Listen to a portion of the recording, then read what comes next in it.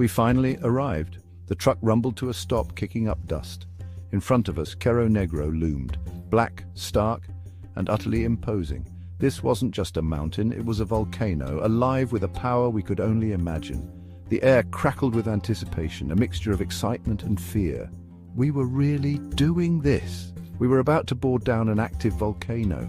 The heat hit me first, waves of it radiating off the black sand. It felt primal, a reminder of the raw, untamed energy simmering just beneath the surface. We were on the devil's doorstep, and he was home. The air smelled faintly of sulfur, a subtle but unmistakable warning. This was no ordinary mountain. This was a force of nature. The other adventurers in our group were buzzing with nervous energy. Some cracked jokes, others checked their gear, but the underlying tension was palpable. We were all aware of the risks, the potential for danger. But that was part of the appeal, wasn't it? Pushing boundaries, testing limits. We were here to stare fear in the face and laugh. As we unloaded the boards, I felt a knot of apprehension in my stomach, but it was overshadowed by a surge of adrenaline. This was it. This was the moment we'd been waiting for. We were about to face the beast. Safety first, always. It's the mantra we live by, especially in extreme sports, especially when you're about to hurl yourself down a volcano at breakneck speed. The stakes are high and the margin for error is slim. Our guides, veterans of countless descents, ran us through the gear. Their experience was evident in every word, every gesture. Protective jumpsuits, thick gloves, and goggles were our armor against the inferno, each piece meticulously designed to shield us from the harsh elements. They looked flimsy, almost comical against the backdrop of Cerro Negro, but they were all that stood between us and serious injury. The worn look of the gear told stories of past adventures and the protection they offered. The board itself was surprisingly simple, a stark contrast to the high-tech gear we wore. A reinforced plywood sled about the size of a snowboard with a metal base and a rudimentary brake. It was basic yet effective. It didn't look like much, but it was surprisingly heavy. The weight was a reminder of the forces we were about to contend with. "This is your chariot of fire," our guide joked, handing me mine. His humor was a welcome distraction from the growing tension. I hefted it, feeling the weight of it, the potential energy it held. It was a tangible connection to the adventure ahead. The briefing was short, sharp, and to the point. No room for error, no time for questions. How to steer, how to brake, the essentials of survival on the slope, what to do if you fall. The inevitability of it was clear, but so was the path to safety. The message was clear. This is serious. Respect the volcano, respect the gear, respect your limits. The gravity of the situation was palpable. The words hung in the air, heavy with unspoken warnings. Each of us internalized the gravity of the moment. We were here for a thrill, but this was not a game. The line between excitement and danger was razor thin. As I pulled on the jumpsuit and adjusted the goggles, I felt a strange sense of calm descend. The ritual of preparation was grounding. The gear, the instructions, the palpable tension in the air, it all combined to create a sense of focus, of purpose. We were a team, united by the challenge ahead. The fear was still there, but it was manageable now, a flicker of flame compared to the inferno of excitement building within me. The anticipation was electric, a prelude to the adventure that awaited. The climb was brutal. The black sand, loose and shifting beneath our feet, offered no purchase. It was like trying to climb a mountain made of marbles, each step a battle against gravity and the unstable ground. Every step forward felt like 2 steps back. The sand seemed to conspire against us, pulling us down as we fought to ascend.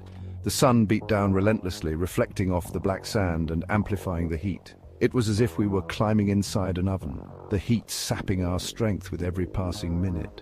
Sweat stung my eyes and my breath came in ragged gasps. Each inhalation felt like drawing in fire, the hot air searing my lungs. But still we climbed, each step drawing us closer to the summit, closer to the edge of the abyss. The thought of reaching the top kept us going, a beacon of hope in the grueling ascent.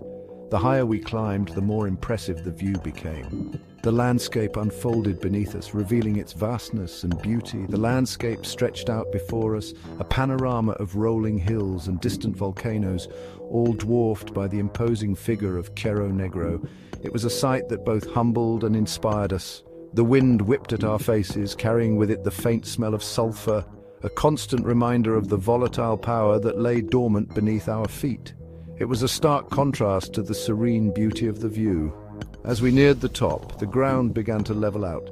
and the full majesty of the crater came into view. It was a sight that took our breath away, a reward for our perseverance. It was a scene of desolate beauty. The barren landscape, devoid of life, had a raw, untamed allure. Jagged rocks ringed the caldera, their edges sharp and unforgiving. They stood as silent sentinels, guarding the secrets of the volcano. Steam hissed from vents in the earth, carrying with it the pungent odor of sulfur. It was a reminder of the raw elemental forces at play, forces that could erupt at any moment. It was a stark reminder of the raw elemental forces at play. The earth beneath us was alive, a sleeping giant that could awaken at any time. We were just visitors in this unforgiving landscape. The volcano had been here long before us and would remain long after we were gone. Finally, we reached the summit. The sense of accomplishment was overwhelming, a testament to our determination and resilience. The wind howled in my ears, whipping my hair across my face. It was a fierce, unrelenting force, much like the climb itself. I stood at the edge of the crater, gazing down into the abyss. The sheer drop was dizzying, a stark reminder of the power and danger of the volcano. The ground fell away sharply, a sheer drop of black sand that seemed to stretch down forever. It was both terrifying and mesmerizing. A shiver ran down my spine. This was it, the culmination of our journey, the point where we stood on the edge of the world. This was the point of no return. We had conquered the climb, but the true challenge lay in the descent. Taking that first step off the edge was the hardest. It felt like time stood still, my heart pounding in my chest, every fiber of my being screaming to turn back. One moment you're standing on solid ground, the next you're hurtling into the void. The sensation is indescribable, a mix of sheer terror and exhilarating freedom. The ground rushed up to meet me, my stomach lurched, a visceral reaction to the sudden drop. It was as if the earth itself was reaching out to pull me back. Instinct screamed at me to jump off, to bail out while I still could. My mind raced with 1,000 thoughts, each one more frantic than the last. But I swallowed my fear, leaned forward and took the plunge. It was a leap of faith, trusting that the board beneath me would hold. The initial drop was terrifying, exhilarating. My heart raced, my breath caught in my throat. It was a moment of pure, unfiltered emotion. The board picked up speed with alarming rapidity, the wind screaming past my ears. It felt like I was flying, the world a blur around me. Black sand whipped at my face, stinging like 1,000 tiny needles, each grain a reminder of the raw power of nature. I gripped the rudimentary steering rope, my knuckles white, fighting the urge to close my eyes, every muscle in my body tensed, ready for whatever came next. But I didn't, I couldn't. I had to stay focused, had to keep my eyes open and my mind sharp.